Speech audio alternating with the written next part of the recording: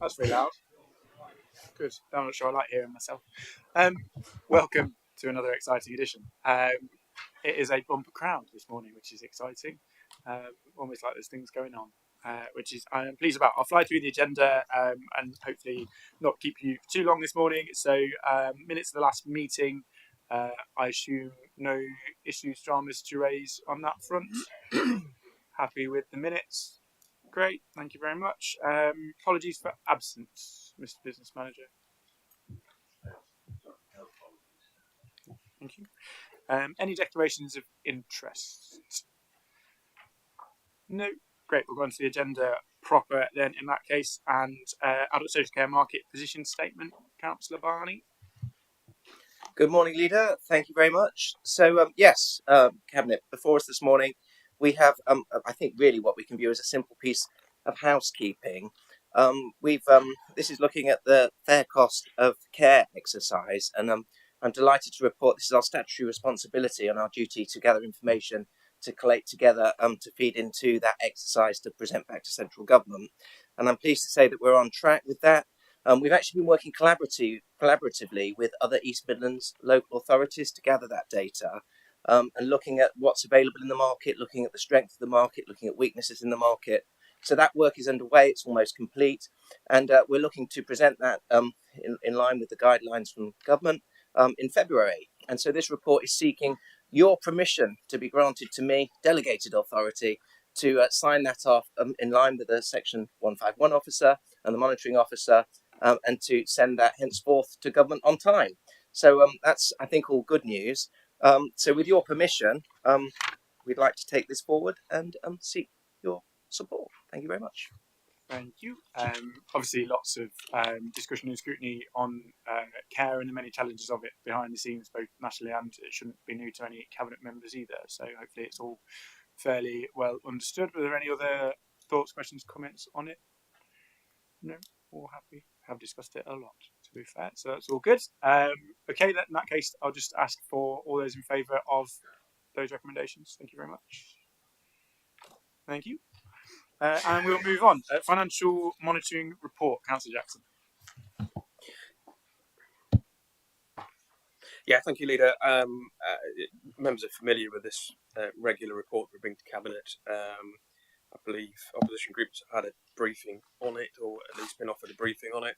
There's good news in it. I've said before, but I'll say again, with the size of our annual turnover to be as close as we are to a budget that we set in a completely different world 12 months ago, I think it's quite an achievement, and we're all grateful for that.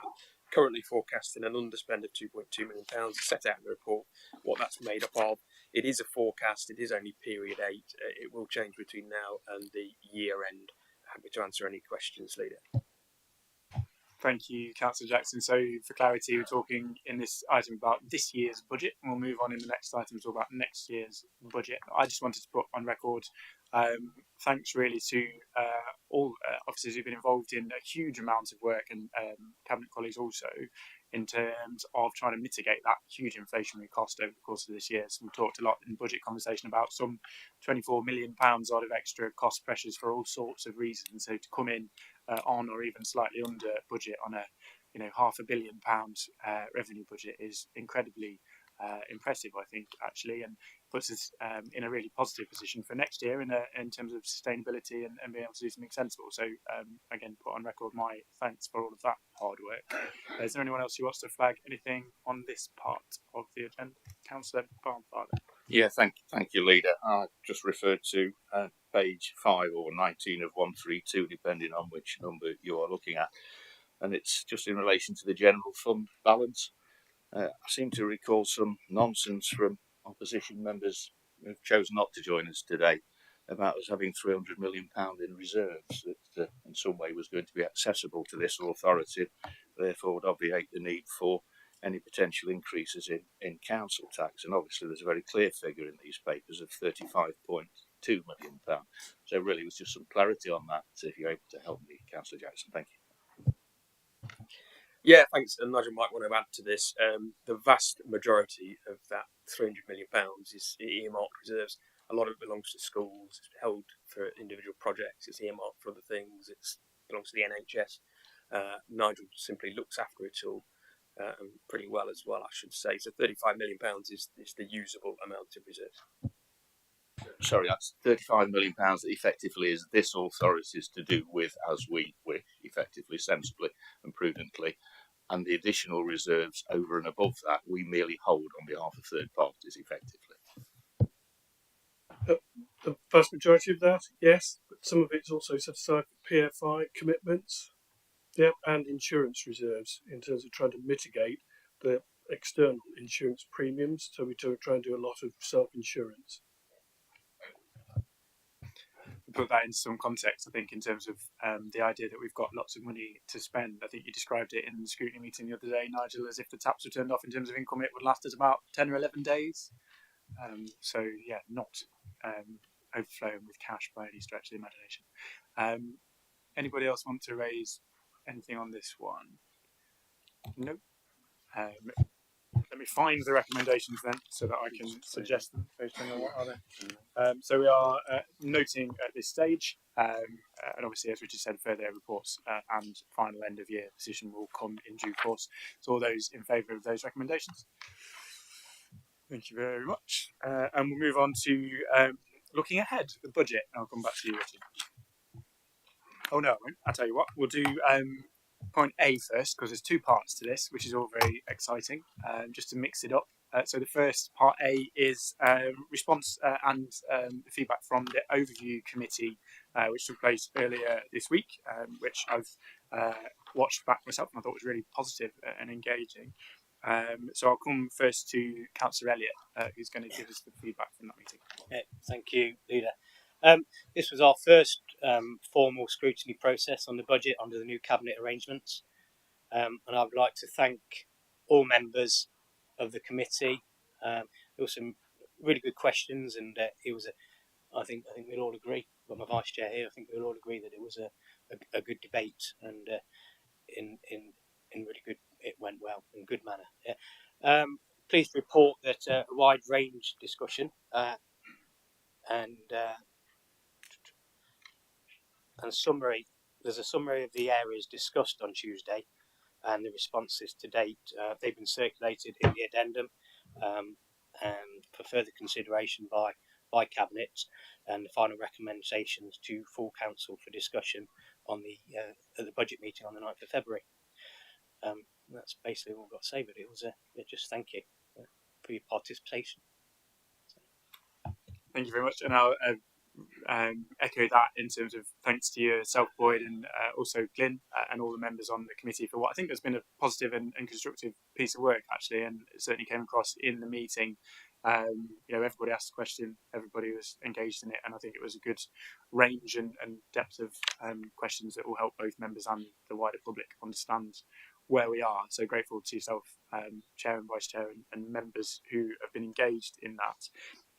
I think we've got, as we look forward into next year, in particular, the opportunity to build on that as well, and to make sure that we continue. It's probably the most engagement we've had in terms of opposition members and scrutiny process of any budget, certainly in my memory. So the more we can continue to build on that, I think the better.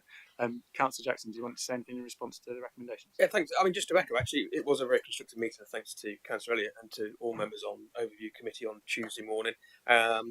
We've obviously had just 48 hours to come up with the responses, which are in the report.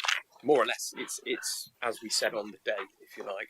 There's one particular item which we were asked to bring to Cabinet for discussion, and I intend to put a formal response to Councillor Elliott and the rest of the Overview Committee before we get to Council Budget Day in 2 weeks' time, and that's a reduction in the Councillors' divisional fund.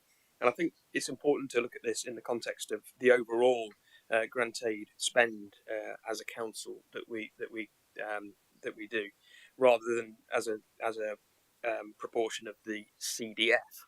And the distinction really is that the rest of the grant aid budget is in line with the council's corporate plan and priorities, and is measured against that. The council's divisional fund is a lot of very nice to do things, and I think if we have to look at all budgets to find savings, it's appropriate to look at that rather than to look at the the overall grant aid budget, which I think we all value and does an awful lot of good. But as I say, we'll take it away for further consideration. There is an opportunity for all opposition groups to put amendments into the budget in a couple of weeks' time. I look forward to receiving those, and they are perfectly at liberty to put additional funds into council's divisional funds if they want to, and can identify where the money would come from. So with that, I think that deals with the addendum. Do you want me to just go on to part B while I'm speaking? Yeah, I think that's fine. If it's worth just highlighting, as you said there, obviously those considerations will get formal response in due course. It's one of the things I mentioned, trying to look at this scrutiny process going forward. I think in terms of the timings of meetings is one of those areas where we'd like to give ourselves that time to consider properly and be able to bring those recommendations forward to this cabinet meeting. But obviously we've had a couple of days in the first instance to do that, so we'll make sure that does get proper consideration. But yeah, if you want to move on to part B, Richard, and then we'll go around and do questions at that stage. Yeah, will do. Thanks so much. So, well aware that we've got a full day's debate and an evening if necessary in 2 weeks' time right here. So don't see there's a great need to go through in a lot of detail the budget, other than to say it's a budget that we're proud to be proposing to council. It's a budget that protects services that people rely on. It doesn't take the maximum council tax increase that we could take if we chose to. It balances the need for services, continuous improvement in services, continuous investment in things such as the highway, and comes in as an overall increase in council tax of 2.84%, with 2% on the adult social care precept. I think, as I say, there's plenty of time for questions and debate on this in a couple of weeks' time, so I'll just formally move it, Chair. Thank you very much. I'll go around cabinet members first. If there's anything anyone wants to raise on either of these items, either in terms of scrutiny process or the budget itself, Chris. Yeah. Thank you, Leader. Just to echo really what you've said yourself and comments from Councillor Jackson. As part and parcel of the governance review cross-party working team, obviously we made the transition from a committee system to a cabinet system. And a vital part of that cabinet system is scrutiny. And this, in a sense, is still a learning curve for us because this is the first year that we've been going through this full process. So my thanks to the chair and vice chair of the overview committee and obviously the members of that committee for the way in which this process has been conducted, which I think has been absolutely thorough and fair, and actually engendered far more debate at an overview scrutiny committee on the budget than was ever seen at previous finance committee pre-budget meetings where people tended to sit and keep the powder dry and wait for the big debate on budget day. And I think the process is working. I take on board exactly what you say there in relation to the proximity of that overview committee meeting and this cabinet meeting to effectively discuss our responses. And clearly we need to go away and think about those and come back. So we'll take that on board with the monitoring officer at the next meeting of the governance review working party. But as I said, I'd just like to express my appreciation in my role as the cabinet member for business manager. So thank you, gentlemen. Thank you, Chris. Bruce. Yes, thank you very much. It was interesting meeting yesterday. Every single county council that spoke was talking about, right the way across the country, was talking about the importance of the transformation programme to be able to make budgets sort of financially affordable and meet the necessary criteria to allow for a balanced budget to go forward. I think one of the comments I have, really looking at all three reports together, is really to congratulate the directors and cabinet members who have been running their budgets during what has been an extremely difficult time for all councils across the whole of the country when it comes to inflation. You know, most councils are talking somewhere in the region of between 30 and 40 million pounds hit due to inflation costs. That's both on products and also staffing costs, etc., right the way across the whole of the budget. And so therefore it is to their credit that they managed to, in most cases, come in with small underspend, and that has allowed Richard and his team to be able to look at the future planning as far as the next budget is concerned for the following year, for the up and coming year, and also the management of the cash flows.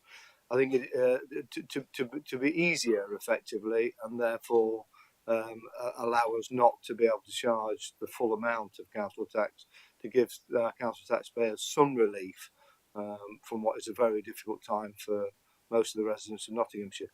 So I think it's important we actually applaud those individuals involved, because it has been an essential part of setting this budget that we're looking at today.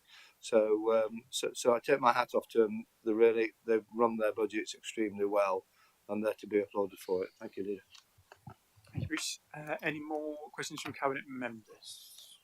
No. In which case, Councillor Fold, I'll come to you. That's okay. Thank you. Okay. Yes, thank you, Leader. I mean, certainly on this side, we do continue to be concerned about the level of funding councils, including ours, are getting. I mean, it came across very clearly at the CTN conference, didn't it, really? And the impact on our residents and businesses. And that casework certainly tells us that they're feeling it. And you've only got to talk to kind of my colleague, Paul Henshaw, sitting next to me, who works for Mencap, to hear what the pressures are like. I'm sure he'd share that with you very colourfully if you asked him. I mean, the tone of the budget proposals, yeah, I mean, I know that you're concerned, and I appreciate what Bruce has just said, but they don't fully acknowledge that we're in a very tough situation, and it's going to get worse. And our residents really are worried, and they need to know that we really do share their concerns, and we're campaigning hard for a better deal for them at Westminster, and campaigning with some really good results. I mean, for example, we note the large we note as well the large expected increase in capital receipts shown in the budget, and we did ask it Overview Committee for details. I'm not sure if that turned up in the addendum, but we expect to hear that at full council. We'll be interested to see that. I mean, thank you to Nigel as well from Labour. I mean, he's been very very helpful to us in understanding, wading away through the budget. So thanks to Nigel's team, and they have certainly worked hard to get us a balanced budget this year, but it's not without a substantial use of reserves. I think that's something we kind of really need to remember. Just look at page 45 in the Cabinet papers, where it says use of reserves, bottom bullet point. This represents a council's use of balance sheet reserves, and the budget report is proposing to utilise 49.7 million of reserves over the medium term, with 3.9 being used to deliver a balanced budget in 23-24. This is 29.8 million more than the council forecast, which shows quite clearly that it was worse than we thought, to use as part of the 22-23 budget report, so enabling time for the transformation programmes. So this is a dire situation, and we're having to dig deep into reserves to get us out of it. And again, I was on that call on that County Council Network, and I saw you were there, Bruce. The meeting yesterday, there was a very, very worrying report from the Society of County Treasurers, and I have to say that all members there were concerned, cross-party, and of course it's one that is dominated by Conservatives at the moment anyway. I'm sure that will change. But for the report from the Society of County Council Treasurers, and I'm just going to quote a little bit from the report that came. The Society of County Treasurers are currently working on a survey to simplify and demonstrate the fragility of reserves to DLUC officials and ministers. So the word fragility has been used here across the whole country. It then goes on to remind us that more demands on councils will be coming up, including children's social care and SEND, and there will be on adult social care. So I just think we need to be honest. It's going to get tougher if our funding doesn't increase substantially, and if we're going to continue to give all our residents the services they deserve. And I mean, this is because of serious underfunding for over a decade by your government. Leader, appalling fiscal management, if especially I may, last I year. thought this was for questions from opposition members to the Cabinet, not for a budget speech. We've got a full meeting for that. No, I appreciate that, Chris. It's a fair point, Kate. It's interesting information, but is there a question in there somewhere? It is questions to Cabinet at this stage, but there is a full debate, as Chris says, at full council. But if there's particular questions and queries to raise at this stage, that would be good if we could get. I suppose my question is, do you believe we've been underfunded for far too long? And what do you think is going to be the real impact in the long term by serious and continuous underfunding? Thank you for the question. I think it's worth reiterating that at this stage, with it being a working cabinet meeting, as we said, it is questions to cabinet in that sense, and the scrutiny and full council process is a chance to give those speeches and raise those queries. You did say in the submission that you wanted to ask about different subjects to the ones you've raised, so it'd be worth just making sure when you do submit those, because obviously consider the pertinence of questions when they come to cabinet. What you've asked is not what you said you were going to ask about. So. You submitted a couple of topics, I think, around consultation and around council tax, neither of which you've mentioned in your questions today. So it'd be worth just perhaps in your internal conversations making sure that that's clear. But Councillor Jackson, I don't know if you want to respond to anything that Kate said there. Yeah, I would just say I don't think we've ever been as well connected. I don't think we've ever been as effective in lobbying government, and I think they are listening. We've had a significant increase in funding this year, higher than we expected, and actually higher than Nigel's best case scenarios, and that's given us the flexibility that we've been able to deploy in putting this budget together. We're all waiting for the fair funding review, and I know you continually bang doors in Westminster to push that forward. And I just think that the change in balance in funding across local government does show. I think that the point is getting there. We'd all like it to come sooner, but I think when we get the fair funding review, I think we can have some confidence we are going to be better treated. I don't think it's any secret. I think we've all said in this chamber that we've been underfunded, and there's evidence that we've submitted and that various officers, Nigel, Chief Executive, in their own way have put forward as well. So we continue to work on that. But as it stands, we have to work within the funding that we are given, and I think we're doing that effectively. In response to one or two of the points that Councillor Fold raised, in terms of the use of reserves, that's exactly what the reserves are there for. I think Councillor Fold said several times in what she said that this is exceptional times that we're in. You look at the global economy, you look at inflation rates, and all the rest of it. You know, we've been told repeatedly at budget meetings to spend more reserves over previous years, and we've resisted. That's because a time like this was always possible, and now that we're here, we've got those reserves. We're deploying them to sort of soften their landing, as Nigel likes to refer to. That's exactly what they're for. Understand that the question was submitted that I had concerns to raise with you about residents, which is what I've just done. But in the Constitution, this is at 16, it says, at a meeting of Cabinet, a councillor may request to speak on a matter under consideration at the meeting. The exercise of this right is subject to prior agreement by the leader, and it says about doing it before 9 a.m. Doesn't mention a question at all in that paragraph. Okay, we can review that. Still stands that the points that you raised were not the points that you highlighted in the email that you wanted to raise, but we'll have a look at that and come back. That's a really helpful answer, Richard. I think it's worth reiterating that, although we haven't got the fair funding review, which we've all called for, and which, all of us on all sides of this chamber have called for many years, we are, I think, 11.8 million better off than we thought. And if you look through the figures relatively around the country, we are relatively more better off, if you like, than other similar councils in other places, which I hope is testament to the work that we've done in trying to make the case for some of what we want to deliver. And in using those reserves at this stage, also worth recognising, I think, that if we'd gone along with various amendments and opposition proposals over recent years, we'd be about £10 million worse off in terms of reserves, is the figure that I think we've discussed in other meetings, and wouldn't have that then to spend. But if we can drive through now our transformation programme in the way that we want to deliver services and reduce demand, then actually it buys us that time to see outcomes from that work. So I don't think, as I say, we're in a bad position at all. And I do think, and you said there, Kate, that the budget doesn't acknowledge the problem. I think it very openly acknowledges the problem in terms of the huge challenge that people face and that we face as a council in terms of our own budgets, and that is why we want to drive that proactive work and offer people more support within their communities, offer them the opportunity to work with us and be more independent to avoid that acute cost of the most expensive services, and to put that value on people's places in communities, which I think is really important. I think many of our communities really value something that's often lost in the national conversation, actually, the importance of the place where you live and the services that you access in that place. That's why we really want to drive that enhancement in things like libraries and children's centres and everything else to deliver that. So I think it really very much does recognise some of those challenges. Keith, you wanted to come in?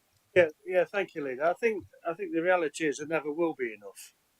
No matter what settlement we get, there never will be enough. But I think what we constantly do as an administration is demonstrate that we're a safe pair of hands with the finances of this council because of the approach that we've taken to how we budget and how we move forward.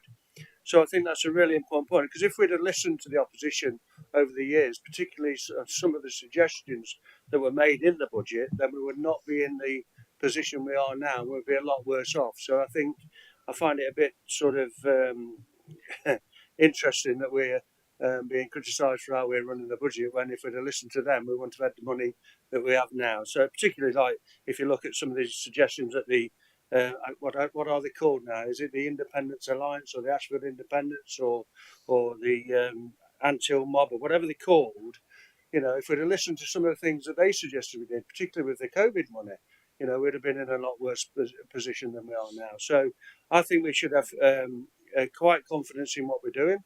I think we're doing the right thing in how we approach it. We've got some fantastic staff in Nigel's team that make sure they challenge us in our thoughts as well. So it's not just this is what we should do. It's a good partnership in terms of coming up with the right conclusions to our budget.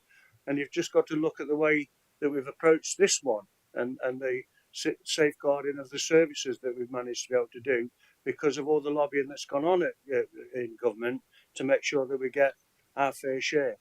And as I say, we'll never have enough, but you know, we're making the best out of what we do get, and that's what we should always try and do. Thank you. Thank you, Keith. Bruce?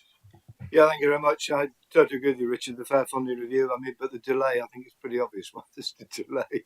We ended up with the pandemic, which didn't help matters. And may well have been a delay. I mean, a lot of it is down to the changes. We're well aware of the change in the financing system, the removal of the revenue support grant, and the reliance far more on the council taxpayer. You can't literally go to the council taxpayer too many times before he will start and say enough's enough. So, I mean, I reiterate really, as far as the finances of this council is concerned, are extremely well run, which is through your department and through the leader as well, which is extremely important that we carry out that process. And Keith, I totally agree with you. Enough is never enough, and so and that is one of the reasons why it is a good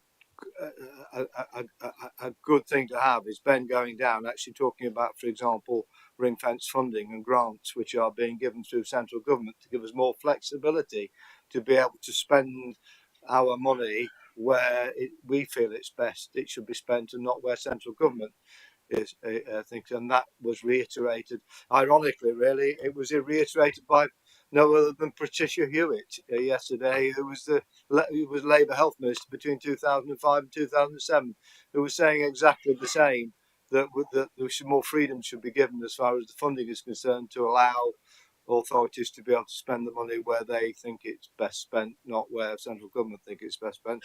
And I totally agree with her, to be fair. I thought it was a proper analysis of the way that the system is, and I look forward to her report, which is due in March. But I thought it was a very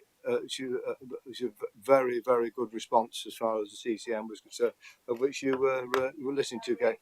So I think I think we all fall foul of that problem, and we look forward to Ben having success in the corridors of power to be able to free up that funding. Thank you, Leader. Thanks, Bruce. And it's worth reiterating both that we are, I think, meeting transport ministers in that vein in the coming weeks, and obviously through the devolution process, seeking to get more flexibility and control over that funding and to be able to use it in a more joined up way. So, you know, all of that work ongoing, and most of it although it takes far longer than we would all like, is kind of fixed in terms of these things happening. It's just a matter of working through processes. So all being well, continue to do that. But I think your point is well made, Bruce, about that balance actually between levels of council tax and quality and value of services, and people just want value for money in terms of what they receive. I think sometimes that's out of kilter in terms of the nationally and locally, the levels of input we ask from people, but also not always getting the service that they need. What I'm really keen to drive through these transformation processes is that value for money, and for people to feel like they are getting more for their council tax, rather than this constant conversation about, shall we tax you a bit more and cut some services a bit more. And if we can move beyond that and get to something sustainable, which I think is what this budget starts to lay out, and to give us the platform to be able to do that through then investing in improving our preventative services, then we'll be in a place to be able to show that value for our council taxpayers, which is got to be a positive thing. Anybody else from Cabinet want to add anything else? No? Anything final to say and wrap up, Richard, or are you happy?